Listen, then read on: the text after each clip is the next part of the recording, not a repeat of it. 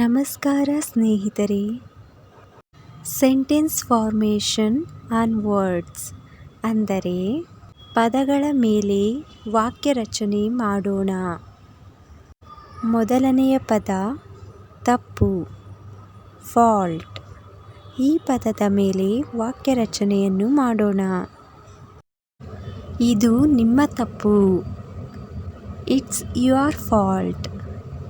It's your fault. ಇದು ನನ್ನ ತಪ್ಪಲ್ಲ. It's not my fault. It's not my fault. ಪರಸ್ಪರ ತಪ್ಪು ಹುಡುಕುವುದನ್ನು ನಿಲ್ಲಿಸೋಣ.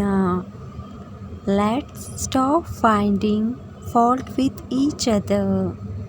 Let's stop finding fault with each other. ಇದು ಅವಳ ತಪ್ಪಲ್ಲ ಎಂದು ನನಗೆ ಮನವರಿಕೆ ಮಾಡಿದಳು. She convinced me that it was not her fault.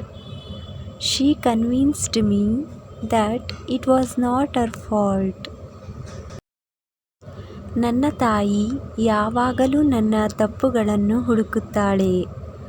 My mother is always finding fault with me. My mother is always finding fault with me. ಅದು ನನ್ನ ತಪ್ಪಾಗಿದ್ದರೆ, if it is my fault, if it is my fault.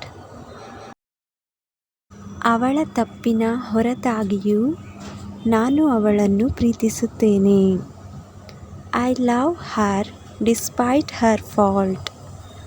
I love her despite her fault. Next word ತಪ್ಪಿಲ್ಲದ ಅಥವಾ ದೋಷರಹಿತ, faultless. ಕಾವ್ಯಳ English ದೋಷರಹಿತವಾಗಿತ್ತು. Kavya's English was faultless. Kavya's English was faultless. ಹೋಟೆಲ್ಗಳ ಆಯ್ಕೆಯು ಬಹುತೇಕ ದೋಷರಹಿತವಾಗಿತ್ತು. The choice of hotels was almost faultless. The choice of hotels was almost ಫಾಲ್ಟ್ಲೆಸ್.